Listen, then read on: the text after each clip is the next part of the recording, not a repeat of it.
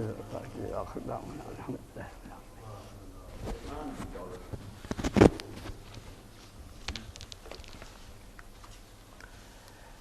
اعوذ باللہ من الشیطان الرجیم، بسم اللہ الرحمن الرحیم۔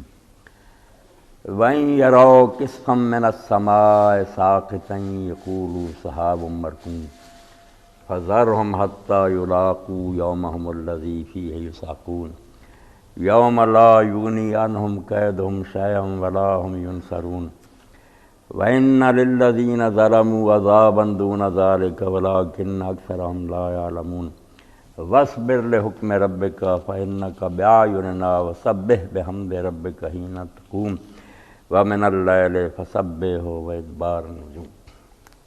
سورہ الطور کی آخری آیات میں نے آپ کے سامنے پڑھی ہیں۔ قرآن مجید میں ہمیں دو طرح کی آیتوں سے واسطہ پڑتا ہے۔ کہیں تو اللہ اپنے حبیب پاک صلی اللہ علیہ وسلم کو حکم دیتا ہے کہ لوگوں کو دین سناؤ، ان تک پہنچاؤ، ان کے سوالوں کے جواب دو، اور کہیں یہ ہدایت ہوتی ہے کہ بالکل ان کو نظر انداز کر دیں، چھوڑ دیں، ان سے بات کرنے کا کوئی فائدہ نہیں۔ کہیں اعراض کا، منہ موڑنے کا حکم ہے، کہیں تذکیر کا حکم ہے کہ انہیں یاد دہانی کرو۔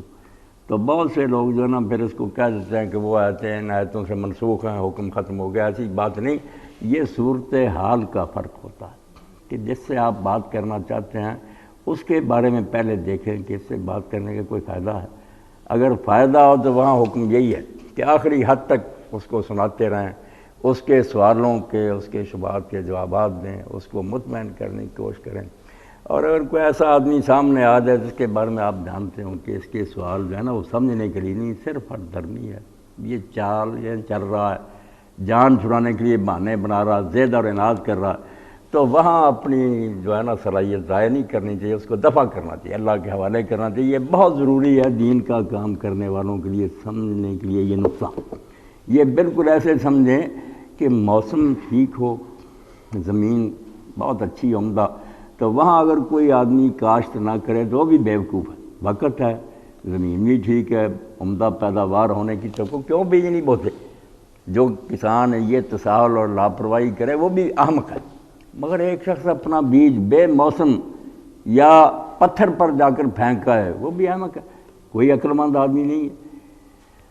تو اللہ رب العالمین نے یہ صورتحال جو ہے اس کو بالکل مختلف موقعوں پر واضح کر دیا کہ کئی لوگ رسول اللہ صلی اللہ علیہ وسلم سے جھگڑتے تھے، بحثیں کرتے تھے، مگر سمجھنے کے لیے نہیں، بالکل وہ صرف جان چھڑانا چاہتے تھے، پتہ تھا ان کو کہ یہ باتیں حق ہیں، جواب کوئی پلے نہیں تھا، مگر ایسی چالیں چلو کہ حضور کو چپ کرا دیں، کہ آپ کو جواب نہیں آیا اس لیے ہم دین کو نہیں مانتے۔ تو اللہ رب العالمین نے فرمایا کہ جیسے پتھر پر بیج پھینکنا غلط حرکت ہے، اسی طرح ایسے لوگوں کے وقت ضائع کرنے کا کوئی فائدہ نہیں۔ ایسے لوگوں کا یہاں بیان ہو رہا، وَإِن يَرَوْا كِسْفًا مِّنَ السَّمَاءِ سَاقِطًا يَقُولُوا سَحَابٌ مَّرْكُومٌ۔ یہ بڑی عمدہ بات ہے جس سے دین کا کام کرنے والوں کو نا ذرا تسلی اور اطمینان ہو جاتا ہے کہ ہم محنت کر رہے ہیں، لوگوں کو بات سناتے ہیں، اثر ہی نہیں ہوتا۔ تو اللہ کہتا ہے بات میں کوئی خلل نہیں، یہ عمدہ بیج ہے، مگر یہ زمین جو ہے نا شور ہے، اس قابل ہی نہیں کہ یہاں کو بیج ہو گئے۔ آپ کا کوئی قصور نہیں، آپ جو کام کر رہے ہیں اس کا اجر اللہ کے یہاں محفوظ ہے، آپ چھوڑیں۔ اگر یہ نہیں مانتے تو ان کا وقتوں سے میں نپٹوں گا۔ اب ان کا ایک نمونہ بیان کیا کہ اللہ کے رسول آپ ان کے کیوں در پہ، کیوں پیچھے پڑے، آپ سمجھتے میری بات نہیں انہیں سمجھ آ رہی، یہ سمجھتے ہیں، مگر یہ صرف یہ اس دور کے بھی آپ سمجھ لیں جتنے دانشور ہیں نا، مفکر اور مرد، انہیں سمجھنے میں کوئی خلل نہیں ہے، ان کی عقل ہم سے بہت زیادہ، مگر بہانے بنا رہے ہیں کہ اگر اللہ کو مان جائیں گے نیک بننا پڑے گا، آخرت کو مان جائیں تو پھر اپنے پر کچھ پابندیاں عائد کرنی پڑیں گی، رسول کو سچا تسلیم کر رہے ہیں، دین کی اطاعت کرنی پڑے گی۔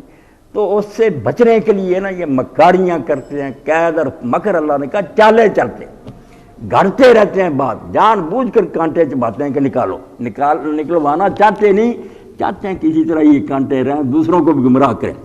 تو اللہ کہتا ہے اللہ کے رسول ان کا حال تو یہ اتنے ہٹ دھرم ہیں، ضدی ہیں یہ کافر مکے کے، وَإِن يَرَوْا كِسْفًا مِّنَ السَّمَاءِ سَاقِطًا، اگر یہ دیکھ لینا کہ آسمان سے ایک ٹکڑا نیچے گر رہا ہے، عذاب بھی آ جائے، آپ جو عذاب میں کہہ رہے ہیں نا وہ آ جائے، اور ٹکڑا ٹوٹ کر گرتا ہوا دیکھیں بھی، تو یہ اتنے ضدی رہتا ہے. میں یقول صاحب عمر کو یہ کہیں گے نہیں ایک بادل کی طے ہے جو ایک دوسرے پر جمی ہوئی ہے, بادل آ رہا ہے, بارش ہوگی خوب, اور اسی طرح قوم سمود نے کیا. جب پیغمبر علیہ السلام نے جو بتایا تھا نا, بادل آ گیا, برباد ہونے لگے, مگر اب بھی بانے برا رہے ہاذا عارض ممطرنا. پیغمبر کہتا تمہاری بربادی آ رہی ہے, وہ کہتے نہیں یہ تو رحمت کا بادل آ رہا, بارشیں ہوں گی اور لہلہا اٹھے گا ملک.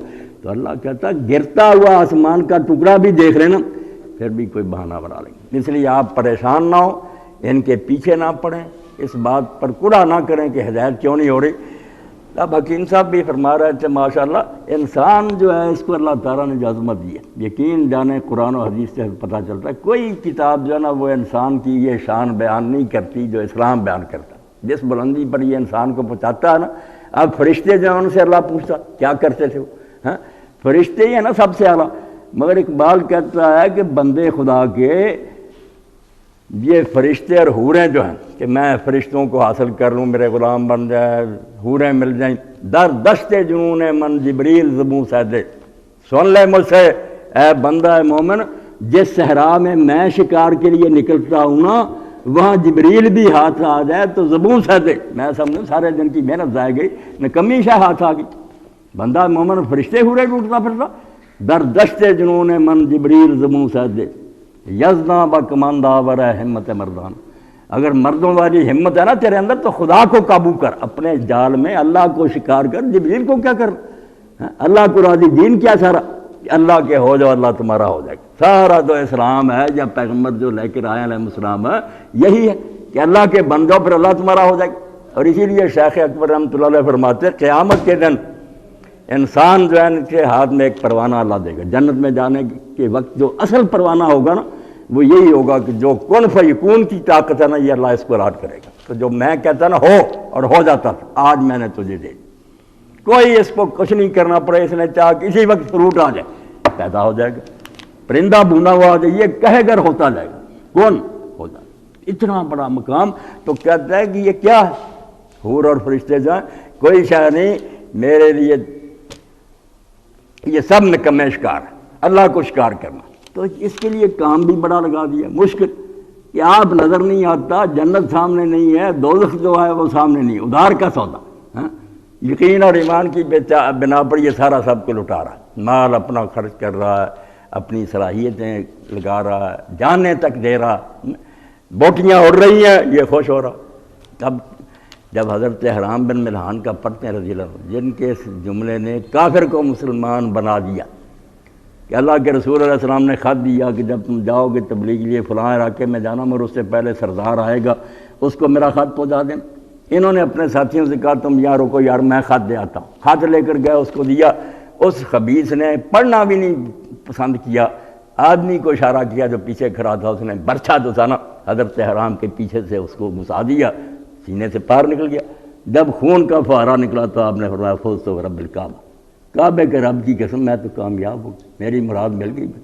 تو کافر کہتا میں حیران ہوا کہ یار اس کی تو زندگی ختم ہو گئی, اس کی بیوی بیوہ ہو گئی, اس کے بچے یتیم ہو گئے, کیا ملا اس کو کہ اس نے کہا اللہ کی قسم مجھے میری مراد مل گئی. یہ پتہ کرنا چاہیے. اسی وجہ سے وہ مدینہ گیا, اللہ کے رسول سے ملا, اور جب اقتدا کھلا کہ یہ زندگی بالکل حقیقی ہے, کوئی شے نہیں. یہاں جب تم 60-70 سال گزار رہے ہو, یہ تو آنکھ جھپکنے کے برابر بھی, زندگی تو شروع ہوگی مرنے کے بعد, وہاں کی فکر کرو, وہ بھی اسلام نے. تو یہ جو بندہ مومن اتنی مصیبت میں پھنسا دیا اللہ نے اس کو, کتنا سخت